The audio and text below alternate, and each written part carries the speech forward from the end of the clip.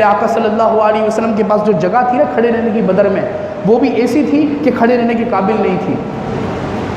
اب کیا ہوا، میرے آقا سجدے میں گر گئے اور رو رو کر میرے آقا نے دعا کی، مولا اگر آج مسلمان ذلیل و رسوا ہو گئے، اگر آج ہم شہید ہو گئے تو پھر قیامت تک کوئی تیرے دین کا نام لینے والا نہیں ہوگا، کوئی تیری سربلندی کرنے والا نہیں ہوگا، تیرے دین کی سربلندی کے لیے کھڑا ہونے والا نہیں ہوگا، پھر میرے آقا کو بھلا وہ کیسے ٹال سکتا ہے۔ میرے آقا کی دعا قبول فرمائی، اور پھر کیا ہوا، پھر بدر کی رات جب بارش ہوئی، کیسی بارش ہوئی، وہ بارش اس طرح ہوئی کہ جو جگہ چٹیلی تھی وہ بالکل صحیح سلامت ہو گئی، بالکل صحیح سلامت ہوئی، اور مسلمانوں کے قبضے میں وہ جگہ آئی جہاں پر پانی تھا، اور وہ جگہ پر آ کر میرے آقا کھڑے ہوئے۔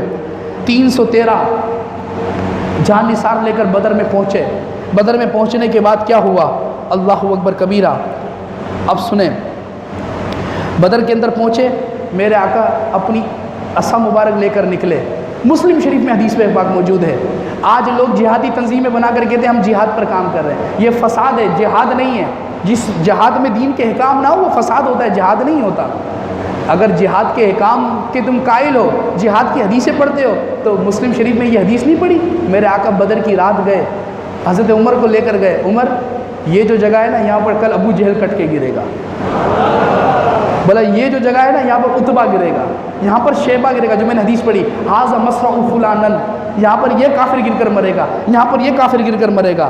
پھر کیا ہوا، فاروق اعظم فرماتے ہیں، میرے آقا نے فرمایا، یا فلاں ابن فلاں، یا فلاں ابن فلاں، هل وجدتم ما وعدكم الله ورسوله حقا فإن قد وجدتم ما وعدني الله الحق۔ میرے آقا نے فرمایا، جب ان سے باتیں کی نا کہ سنو میں نے کہا تھا نا اللہ اس کا رسول حق ادا فرمائے گا، حق اور سچ کی فتح ہوگی، میں نے میرے رب کو ویسے پا لیا۔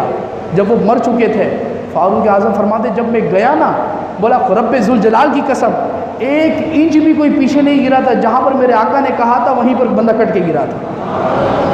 تو فرمایا حضور یہ لوگ باتیں سن رہے ہیں؟ فرمایا فاروق یہ تم سے زیادہ سنتے ہیں۔ فرمایا حضور آپ یہ روحوں سے جسموں سے باتیں کرتے ہیں، ان کی تو روح نہیں ہے۔ فرمایا فاروق یہ تم سے زیادہ سنتے ہیں۔ تو میرے آقا نے ان پر کھڑے ہو کر فرمایا، اور اللہ نے اس جنگ میں 3000 فرشتوں کو پہلے نازل فرمایا، اور اس جنگ میں 5000 فرشتوں کو اللہ نے نازل فرمایا، اور اللہ نے اس کا ذکر قرآن میں یوں فرمایا، جو اگلی سورہ ہماری آئے گی اس کے اندر آئے گا، لَقَدْ نَصْرَكُمُ اللَّهُ بِبَدْرٍ، اللہ نے بدر کے دن تمہاری مدد فرمائی، ہے نا؟ کیسی؟ وَأَنْتُمْ أَذِلَّةٌ، جب تم بے سر و سامان تھے۔ کیسے مدد ہوئی کہ ابو جہل جس کو طاقت کا بڑا گھمنڈ تھا، جو لڑنے کے لیے آیا تھا، اس کو یہ نہیں پتا اس کی خود کی موت اس کو کھینچ رہی ہے، وہ پھر معاذ اور مویس 2 بچے تھے، ایک بچے نے پوچھا چاچا بتاؤ ابو جہل کون ہے؟ بولا کیا کرنا ہے؟ بولا اس کو قتل کرنا ہے۔ بولا وہ رہا ابو جہل۔ یہ 2 بچے گئے، اور وہ بچہ معوذ آگے بڑھا، آگے بڑھنے کے بعد اس نے ایک ہی بار ایسا کیا کہ ابو جہل کی لاش کا ڈھیر کر دیا، حالانکہ اس کا بھی اپنا ہاتھ کٹ گیا، لیکن جب وہ مرا میرے آقا نے دیکھا ابو جہل مر گیا، تو میرے آقا نے اللہ کا شکر ادا کیا، یا اللہ تیرا شکر ہے آج میری امت کا فرعون مر گیا۔ اب بتائیں میرے آقا کو کتنی تکلیف دی ہوگی اس نے۔ فرمایا کہ آج میری امت کا فرعون مر گیا۔ اور اس جنگ کے اندر 70 کفار شہید ہوئے، 70 گرفتار ہوئے، اور کافروں کو سب سے بڑا نقصان اسی جنگ میں ہوا، اور 14 صحابہ شہید ہوئے، 14 میں سے 6 مہاجر صحابہ شہید ہوئے، اور 8 صحابہ تھے وہ انصار شہید ہوئے۔ اس کے بعد بدر میں جو صحابی لڑنے والے تھے ان کا مقام کیا ہے؟ حضرت جبریل امین نے بخاری شریف کے اندر حدیث موجود ہے، میرے آقا سے فرمایا یا رسول اللہ صلی اللہ علیہ وسلم، جو آپ کے صحابہ بدر کے اندر لڑ رہے ہیں، فرمایا یہ عام صحابہ کی طرح نہیں، تو بدر میں نازل ہونے والے فرشتے بھی کوئی عام فرشتوں کی طرح نہیں ہیں۔ اب اور میرے آقا نے فرمایا اے بدر والو، اللہ تم سے اتنا راضی ہو گیا، جو کرنا ہے چاہے کرو، اللہ نے تم سب کو بخش دیا ہے، تم سب کو جنت عطا فرما دی ہے۔ اور پھر حارثہ روتے ہوئے آئی، یا رسول اللہ میرا بیٹا شہید ہو گیا، بتاؤ میرا بیٹا کس حال میں ہے؟ اگر اچھے حال میں ہے تو میں صبر کروں گی، اور برے حال میں ہے تو پھر میں روؤں گی۔ تو میرے آقا نے فرمایا یا حارث، یا حارثہ تو کیوں پریشان ہو رہی ہے؟ تیرا بیٹا جنت میں ہے، وہ بھی فردوس میں۔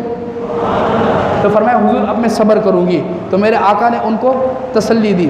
جنگ بدر میں میرے آقا کے علم غیب تو یہ تھا کہ جہاں میرے آقا نے کہا اتبا، شیبہ، بڑے بڑے کفار جنہوں نے کعبے پر قبضہ کیا ہوا تھا، وہ لوگ اس جنگ میں مرے، بڑے سے بڑے کفار مرے۔ اور پھر ایک شاعر نے بھی تو کہا نا کہاں مرے گا ابو جہل و عتبہ و شیبہ کہ جنگ بدر کا نقشہ حضور جانتے ہیں۔ اب آگے چلیں، اب میرے آقا کے معجزات کیا ظاہر ہوئے بدر میں وہ سنیں۔ حضرت معاذ کا ہاتھ کٹ گیا، حضرت معاذ اپنا کٹا ہوا ہاتھ حضور کی بارگاہ میں لائے۔ سائنس کہتی کہ جب ہاتھ جدا ہو جائے اور حرکت ختم ہو جائے تو وین کام کرنا چھوڑ دیتی ہے، ہاتھ جوڑ بھی دے تو وہ کام نہیں کرتا، وہ سن ہو جاتا ہے، وہ کوئی حرکت نہیں کر سکتا۔ لیکن حضرت معاذ کا بھی عقیدہ دیکھے، میرے آقا کی بارگاہ میں حاضر ہوئے، میرے آقا نے اپنا لعاب اغتصاب کے ہاتھ میں لگایا۔ حضرت معاذ فرماتے میرے آقا کا لعاب لگانا تھا اور ہاتھ وہ دوبارہ مل گیا۔ پھر حضرت قتادہ بن نعمان آئے، ان کی آنکھ نکل گئی، پورا ڈھیلے سمیت باہر آ گئی اور میرے آقا کی بارگاہ میں اپنی آنکھ ہتھیلی میں لے کر آئے، بولا یہ میری آنکھ ہے، حضور بدر کے میدان میں نکل گئی۔ میرے آقا نے کہا لے آؤ ادھر، میرے آقا نے اپنا لعاب لگایا، بڑی پٹیاں کرواتے رہے، آرام نہ آیا، میرے آقا نے اپنا لعاب لگایا، لعاب لگانے کے بعد آنکھ میں ڈال دی، جب دیدے میں آنکھ کو ڈال دیا، ڈالنے کے بعد کیا ہوا؟ حضرت قتادہ فرماتے ہیں جب میں بوڑھا ہو گیا میری اس آنکھ سے مجھے کم نظر آتا، لیکن جو آنکھ مصطفیٰ نے دی تھی اس آنکھ سے مجھے بہت زیادہ تیز نظر آتا۔ پھر حضرت ابن رافع فرماتے ہیں میں اور میرا بھائی ہم دونوں اونٹ پر آئے بدر میں، اب ہمارا اونٹ تھا کمزور اور اونٹ بیمار ہو گیا، اونٹ لاغر ہو گیا، چلنے سے عاجز آ گیا، اب جنگ میں تو تیز اونٹ کی ضرورت ہے، ہم کیا کریں؟ میرے آقا صلی اللہ علیہ وسلم نے فرمایا کیا ہوا ابن رافع تم کیوں پریشان ہو؟ کہا آقا پاس ساز و سامان نہیں ہے، میں کیا کروں؟ میرے آقا نے فرمایا ادھر آؤ، میرے آقا نے وضو فرمایا، وضو فرمانے کے بعد بچا ہوا پانی دیا اور کہا کہ اس اونٹ کے منہ کو کھولو، انہوں نے منہ کو کھولا، میرے آقا نے اس پانی کو ڈال دیا، فرمایا کہ جو اونٹ دوسرے تھے ان سب سے زیادہ تیز لڑنے والے ابن رافع کو۔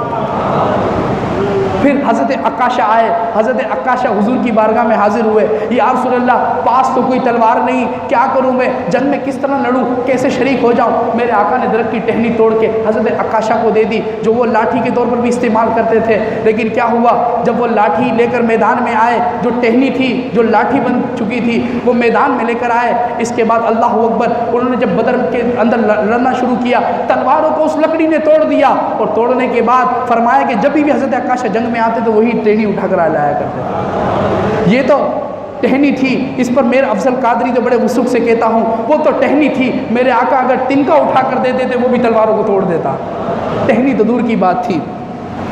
تو یہ بدر کے اندر میرے آقا کے معجزات ظاہر ہوئے، اور بدر کا جو مارکا تھا وہ ایسا مارکا تھا کہ اللہ نے کہ نبی نے بہت سارے غزوات میں شرکت کی، لیکن جو بدر کی جو شہرت اور مقبولیت ملی وہ کسی اور کو نہیں ملی، اور جنگ بدر کے جو شہداء ہیں وہ تمام شہداء سے بھی افضل ہے، اور جنگ بدر میں لڑنے والے صحابہ عام صحابہ سے افضل اور اعلیٰ ہیں۔